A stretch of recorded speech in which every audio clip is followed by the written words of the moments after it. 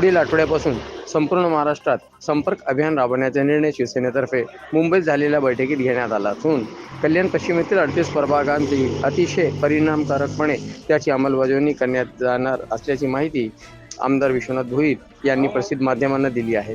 राज्याचे उपमुख्यमंत्री एकनाथ शिंदे आणि संसदरत्न खासदार डॉक्टर श्रीकांत शिंदे यांच्या नेतृत्वाखाली हे संपर्क अभियान राबविण्यात येणार असल्याची माहिती त्यांनी दिली आहे।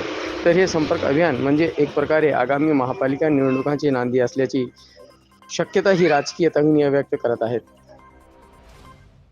पक्षाची बैठक होती। पक्षाच्या बैठकीमध्ये एक पक्षादेश आम्हाला आलेला आहे की साधारणतः सोमवारपासून प्रत्येक जिल्ह्यामध्ये महाराष्ट्राच्या संपर्क अभियान राबवायचं आहे। म्हणजे आपल्याकडं माझ्या मतदारसंघामध्ये सोमवारपासून दररोज संध्याकाळी एका दिवशी एक वार्ड अशा पद्धतीने तेथील कार्यकर्ते आणि तेथील नागरिक यांना एकत्रपणे भेटण्याचा जो कार्यक्रम आहे तो आम्ही करणार आहोत।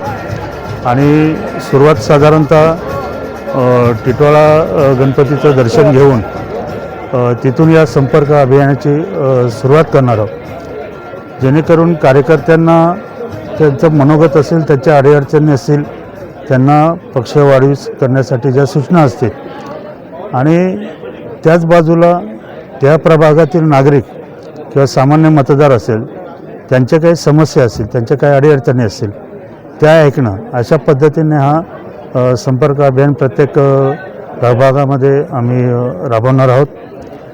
याची नांदी मला तरी वाटतं येणाऱ्या कल्याण डोंबिवली महापालिकेच्या निवडणुका हीच असण्याची शक्यता आहे।